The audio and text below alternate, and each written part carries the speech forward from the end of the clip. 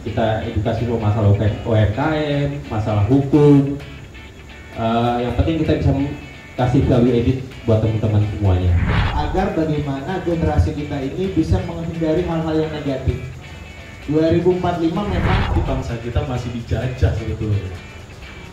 Tapi alhamdulillahnya dewan-dewan PSI nggak ada yang korupsi. Sampai hari ini belum ada dewan PSI yang masuk KPK atau apa. Tepuk tangan lagi dong. Nah, gimana caranya ataupun strateginya dari Bro Hafiz dan juga Bro Ferdi untuk mengatasi atau Assalamualaikum warahmatullahi wabarakatuh. Salam sejahtera untuk kita semua. Yang saya hormati Bro Ferdi, anggota DPRD Tangsel, Dapil Pamulang. Yang saya hormati Bro Edwin, narsum kita kali ini. Teman-teman semua, Bapak Ibu, terima kasih sudah mau hadir di kesempatan hari ini, acara hari ini. Izin memperkenalkan diri. Udah kenal saya belum? sudah? Nah, udah belum. Nah, ya. Nama saya Muhammad Hafiz Ardianto. Saya tinggal di Paradise Serpong City, di sebelah sana, dekat UPAM yang baru.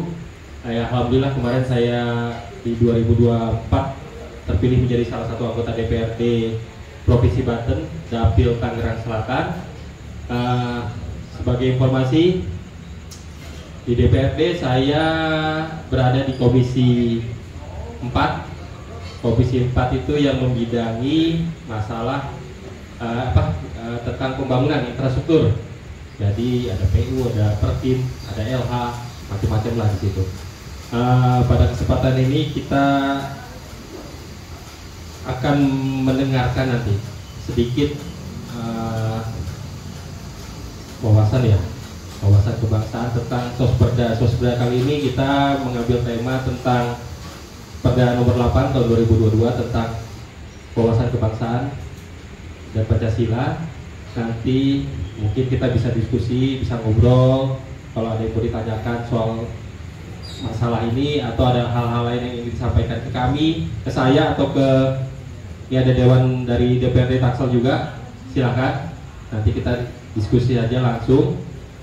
Untuk mempersingkat acara ini, singkat cerita ini, saya mempersilahkan Bro Edwin, salah satu punggawa kita di legal ya, di PSI. Nanti kita bisa dengarkan pemaparan dari beliau. Akhirul kalam, wabillahi taufiq wal hidayah. Wassalamualaikum warahmatullahi wabarakatuh.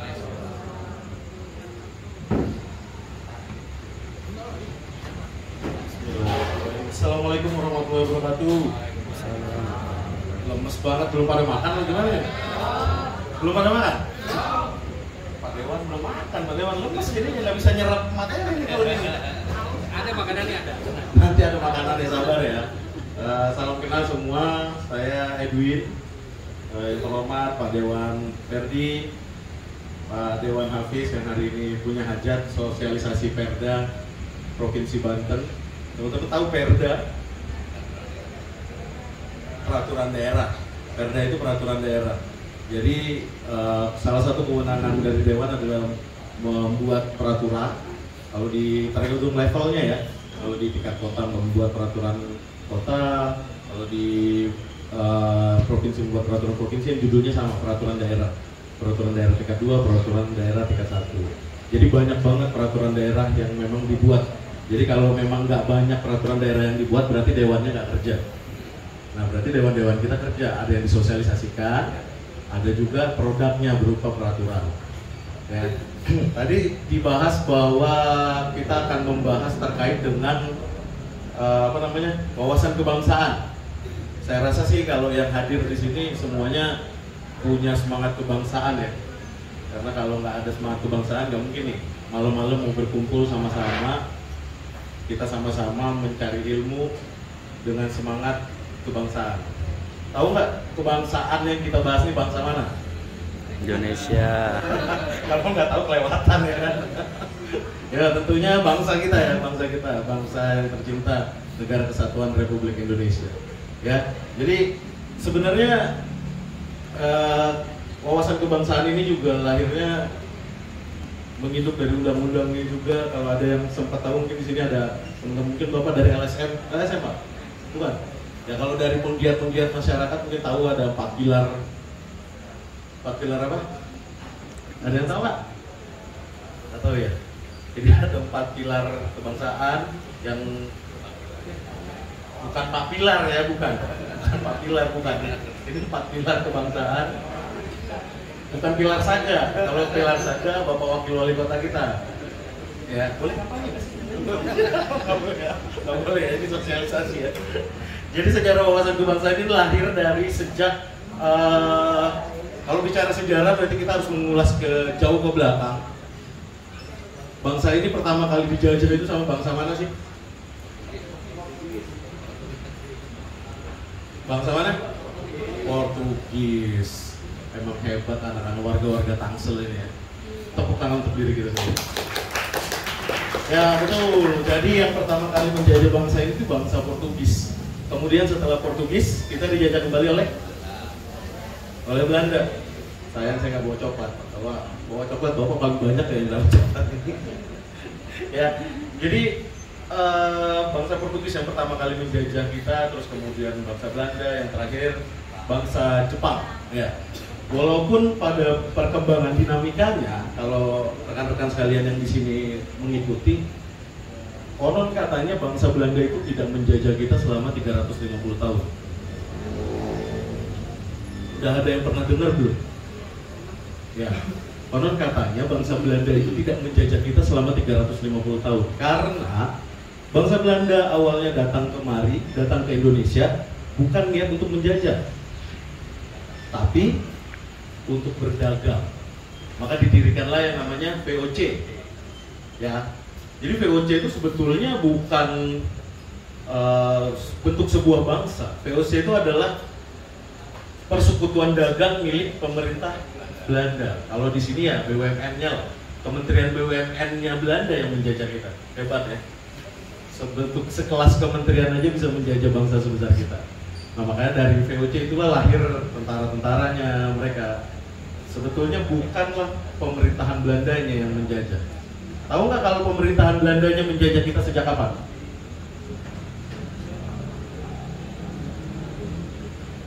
Sejak VOC-nya dibubarkan. Tahu nggak kenapa VOC-nya dibubarkan oleh Ratu Belanda ketika itu? Atau Raja Belanda ketika itu? Tahu nggak? Karena korupsi yang sangat besar.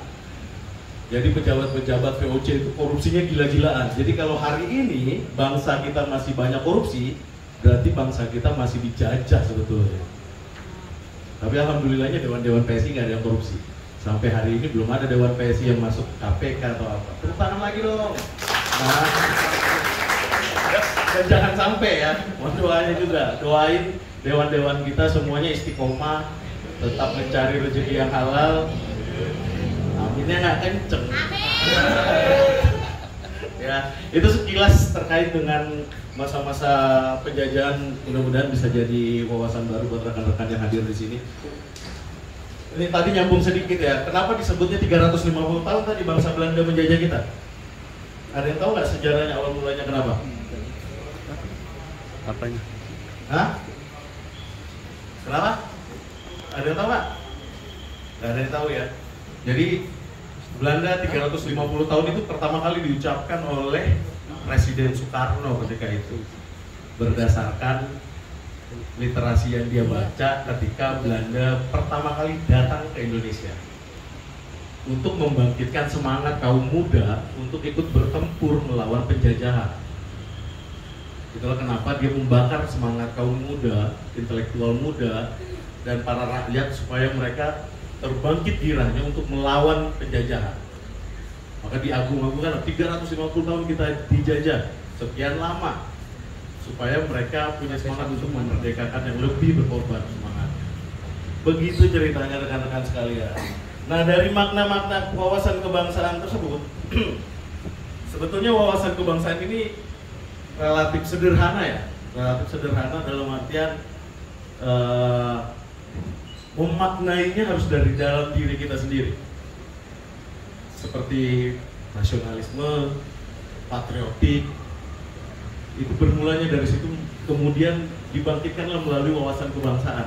Kalau dulu setiap Senin kita upacara ya. Kalau sekarang rekan-rekan sekalian masih ada yang upacara? Masih? Upacara di mana? Di sekolah ya? Ini guru-guru atau gimana? Oh, anaknya sekolah jadi ibunya ikut upacara juga. Keren. Anak saya kebetulan sekolahnya di sekolah swasta.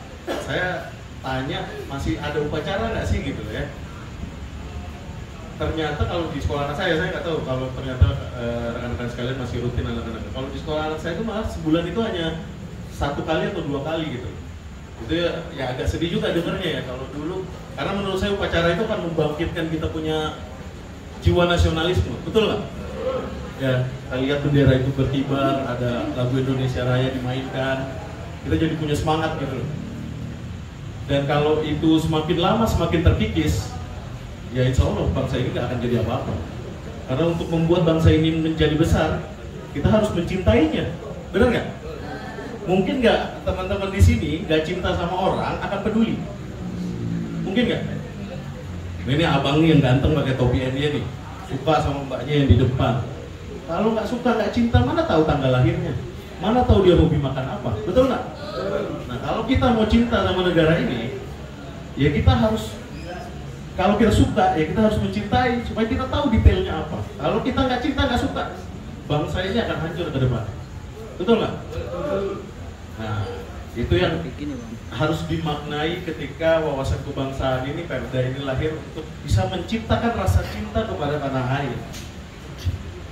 Ya, saya rasa sih kalau kita bahas Perda ini, terus kita bahas wawasan kebangsaan secara menyeluruh, nanti rekan-rekan akan ngantuk. Benar ya? Ngantuk nggak? Wah, abang itu udah mulai nahan ngantuk kayaknya. Mana belum makan lagi ya kan? Ya, jadi mungkin sekalian juga saya bahas bahwa kebetulan alhamdulillah background saya seorang pengacara, dan kemudian kita juga ada lembaga bantuan hukum. Jadi kalau kemudian di sini rekan-rekan sekalian yang punya masalah terkait dengan permasalahan hukum, jangan khawatir terkait biaya, ini gratis. Ya, ini difasilitasi oleh PSI. Ya, silakan hadir, silakan datang. 2 minggu yang lalu kita baru launching yang namanya klinik hukum. Jadi teman-teman, rekan-rekan sekalian yang punya masalah hukum, silakan hadir, silakan datang, silakan bisa telepon saya atau bisa telepon Bro Ketua, bisa telepon Pak Dewan, monggo. Karena Pak Dewan Perdi ini udah 2 periode, kenal kan sama beliau kan? Kalau nggak kenal saya lempar pakai teknik nih. Kok galak ya? Enggak ya, nggak bercanda itu ya. Ibu ngerekam lagi, waduh galak katanya dipotong di TikTok, viral ini. Ya, Pak Dewan Perdi ini udah 2 periode, berarti kan beliau punya konstituen, ya rekan-rekan yang hadir juga banyak yang kenal beliau. Ya silakan hubungi beliau, silakan hubungi Bro Ketua, kita ngobrol kalau teman-teman ada masalah. Saya sih doain rekan-rekan yang hadir di sini nggak ada yang punya masalah. Mau masalah hutang, masalah apa, gimana? Oh alamatnya, oh, ternyata penting juga ya, makanya saya tunggu-tunggu tadi pertanyaannya. Saya pikir nggak penting. Alamatnya ada di ini Bu, kalau tahu rumah sakit Asobirin, Tangerang Selatan dong. Ya, di belakang kan ada gang tuh ya, masuk ke rumah sakit Asobirin. Sebelum kali Cisadane jembatan, belok kanan. Bekasnya Kampung Air, tau nggak? Restoran Kampung Air. Nah, di situ kita punya klinik hukum. Silakan ibu-ibu, bapak-bapak yang punya masalah silakan datang ke sana.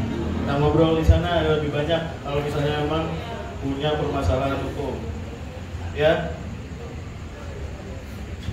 Ya, kalau terkait tadi wawasan kebangsaan, menurut saya ya seperti itulah ya, hal-hal yang sangat penting, sangat fundamental di dalam peraturan daerahnya, di dalam undang-undangnya, di dalam spiritnya, dalam semangatnya seperti itu gitu. Ya mudah-mudahan bisa diserap secara baik, bisa membawa manfaat, bisa membawa sedikit nutrisi ke dalam otaknya. Bisa nggak sih? Insyaallah. Insyaallah. Kalau ada pertanyaan, mungkin saya persilakan.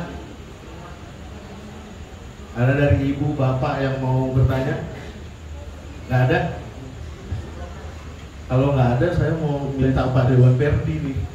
bercerita-cerita. Padahal konstituennya warga Pamulang ini loh. Ya, gimana kalau kita minta Pak Dewan untuk ini ya, menyapa kita semua. Mungkin yang ibu bapak di sini punya permasalahan jalanannya yang berlobang, RT-nya yang nggak mau dengerin. Atau di sini ada Pak RT? Ada yang jabatannya RT atau RW nggak? Ada nggak? Ya mungkin ada RT RW-nya yang nakal, ada yang butuh sesuatu, sampaikan.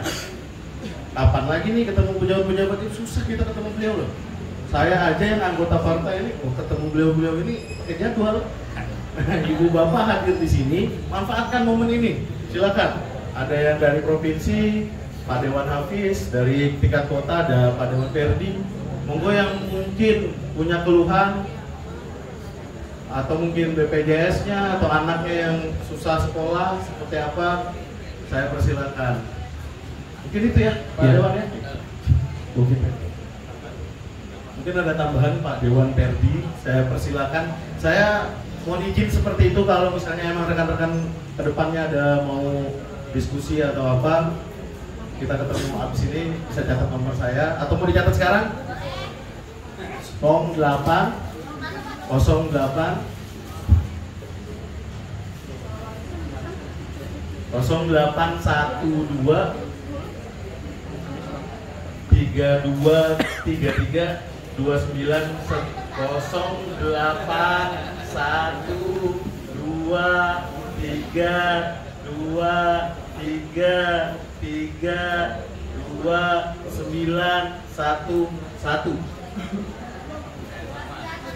Iya, baru 911.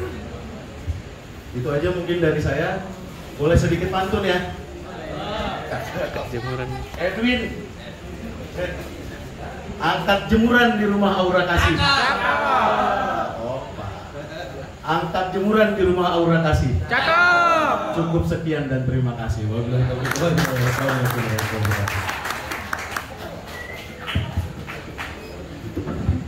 Cek, satu cek. Oke, bismillahirrahmanirrahim. Assalamualaikum warahmatullahi wabarakatuh.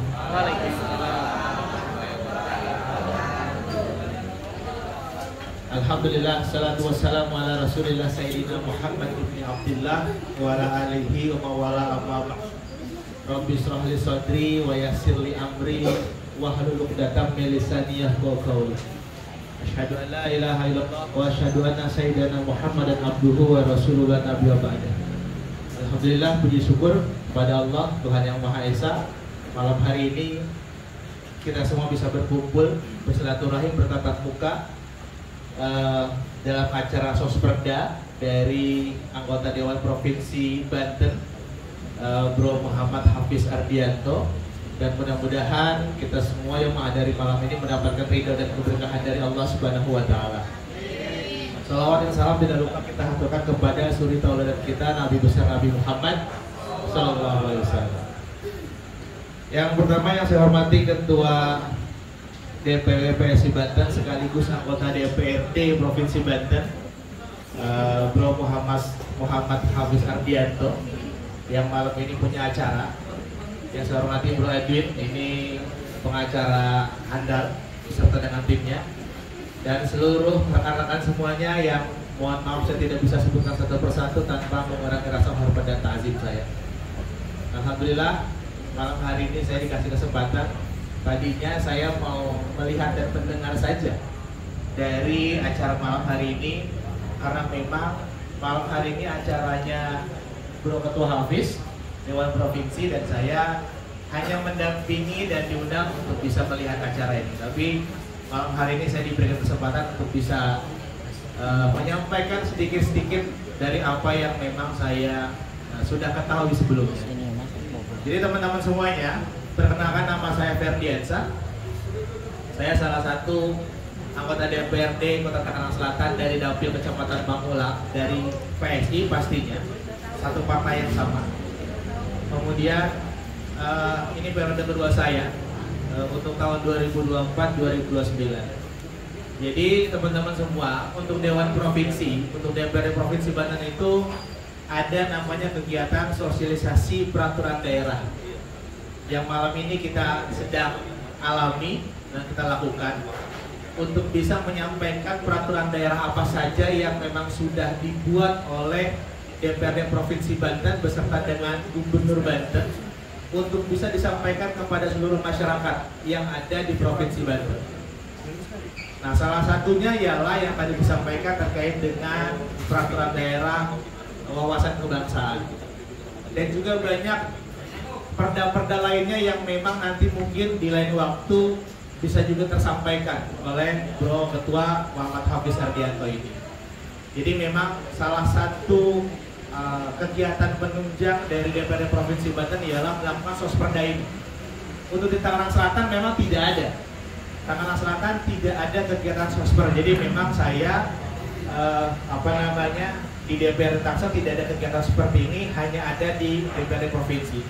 Dan alhamdulillah ketika ada kegiatan sosper yang memang dilakukan oleh anggota Dewan Provinsi Banten, ini cukup membantu untuk bisa masyarakat mengetahui perda-perda apa saja yang memang sudah dibuat. Karena begini teman-teman semuanya,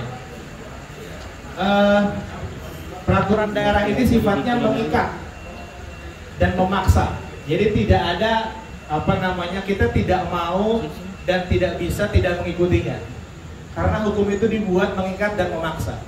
Ketika sudah diundangkan, sudah diberikan nomor register, kemudian harus dilaksanakan, ada turunannya, peraturan gubernur misalkan Pergub, maka mau tidak mau semua peraturan yang sudah dibuat oleh DPRD Provinsi Banten ini harus dilaksanakan, baik teman-teman tahu ataupun tidak. Makanya supaya teman-teman tahu bahwa sudah ada apa saja sih peraturan daerah di Provinsi Banten yang mana mengikat kepada diri kita sebagai warga Kota Tangerang Selatan dan pastinya warga Provinsi Banten, maka mau tidak mau, suka tidak suka, itu mengikat kepada kita sendiri. Misalkan ada peraturan untuk larangan membuang sampah sembarangan, dendanya 500.000 misalkan seperti itu. Kita nggak tahu ada aturan itu, tapi kita mau tidak mau terikat dengan aturan tersebut. Ketika nanti ada perlakuan kita membuang sampah sembarangan, kemudian kita ketahuan ada bukti otentik baik foto video, dan kita bisa kena sanksi dari perda tersebut. Makanya teman-teman semua tidak boleh tidak aware, tidak boleh tidak peduli terhadap aturan atau hukum yang berlaku, baik itu mulai dari undang-undang dasar, undang-undang sampai ke tingkat yang paling bawah, peraturan daerah. Nah, maka dari itu kegiatan-kegiatan seperti ini menjadi hal yang baik, yang penting, dan kita sebagai masyarakat Tangerang Selatan, masyarakat Provinsi Banten, diberikan kesempatan untuk mengetahui bahwa ada perda wawasan kebangsaan, ada perda terkait dengan sampah, terkait dengan angkutan jalan, dan lain sebagainya. Dan momen ini baik memang teman-teman bisa manfaatkan.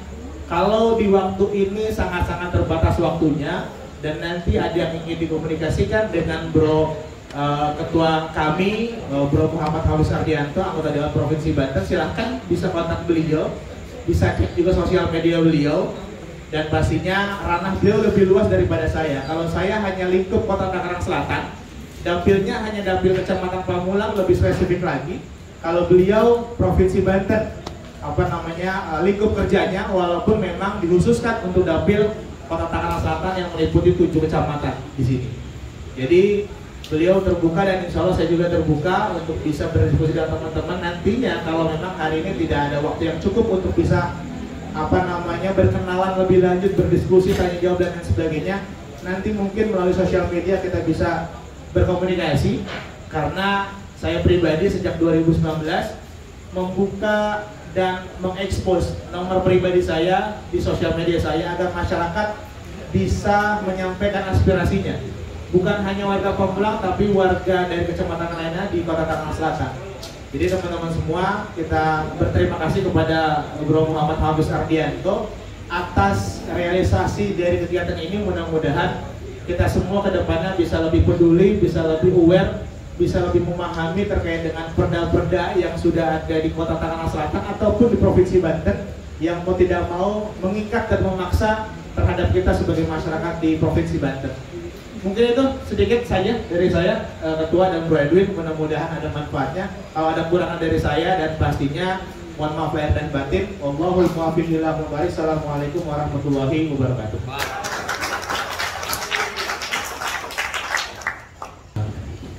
kembalikan ke MC. Sedikit informasi saja, karena saya di Komisi 4, nantinya pasti banyak perda-perda yang berkaitan di Komisi 4. Jadi kayak misalnya pengolahan sampah, pengelolaan limbah medis, dan macam-macam lah seperti itu. Cuman kali ini saya sengaja ngambil perda yang umum gitu loh, tentang wawasan kebangsaan, karena kita baru pertama kali di sini nih gitu. Saya kembalikan ke MC. Baik, bismillahirrahmanirrahim. Assalamualaikum warahmatullahi wabarakatuh.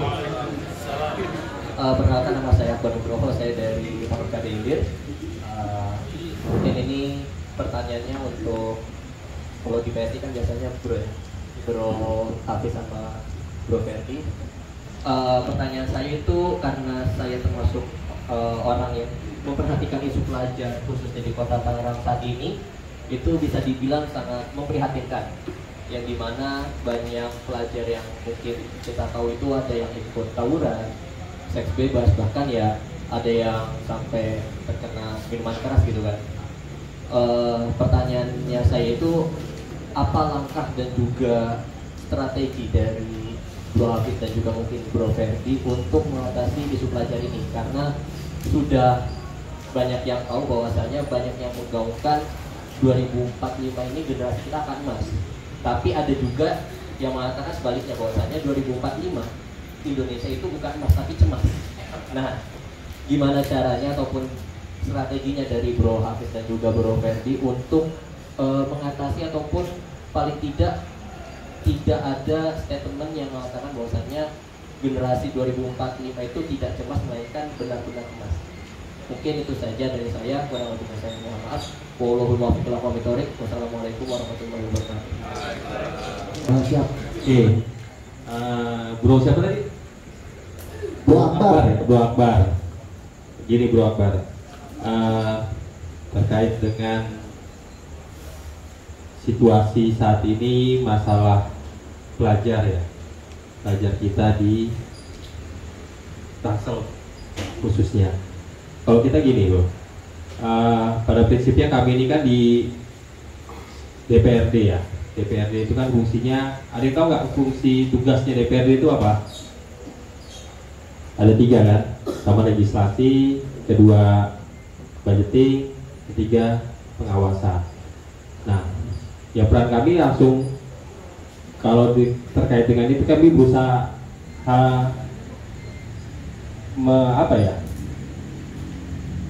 kalau ke pendidikan pasti kita ke dinas ya bro, ke dinasnya kita berusaha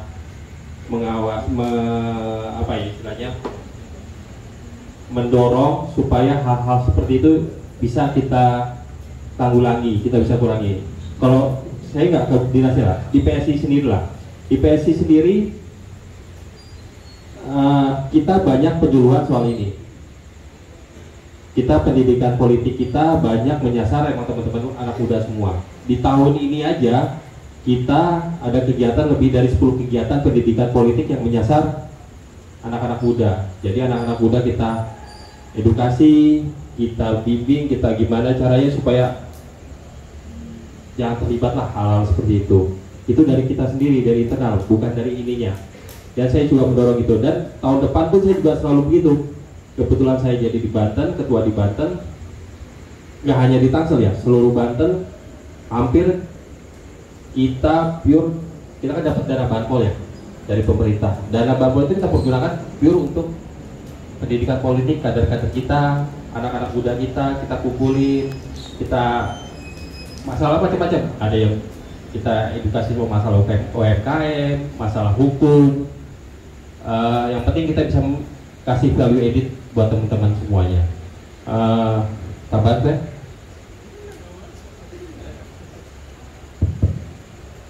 Ya, terima kasih Ketua.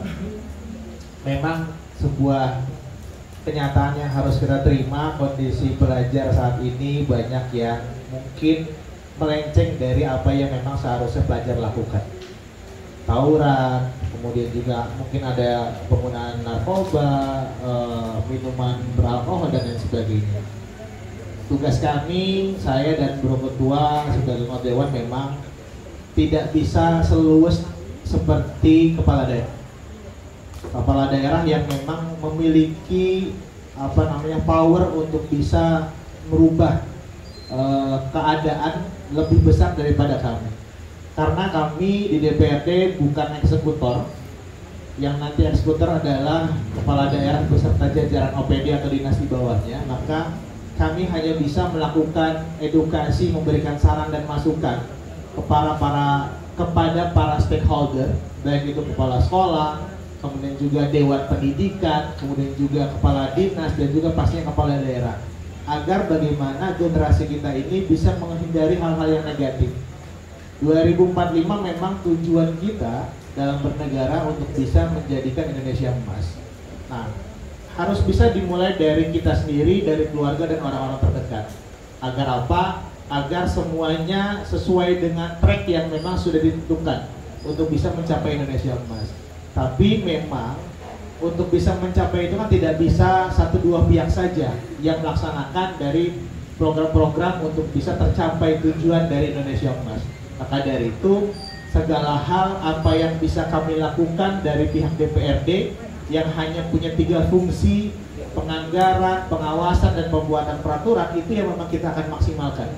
Maka dari itu wewenangnya kami di DPRD sangat terbatas, tapi dengan keterbatasan itu kami coba maksimalkan, memberikan masukan-masukan yang baik kepada pemerintah daerah dan juga para stakeholder lainnya di dunia pendidikan khususnya, untuk bisa bagaimana menjamin dan juga mengembangkan para pelajar kita untuk tidak salah jalan, untuk sesuai dengan apa yang menjadi koridornya, pelajar yang baik untuk nanti bisa menyongsong Indonesia Emas tahun 2045. Mungkin itu, Ketua. Terima kasih.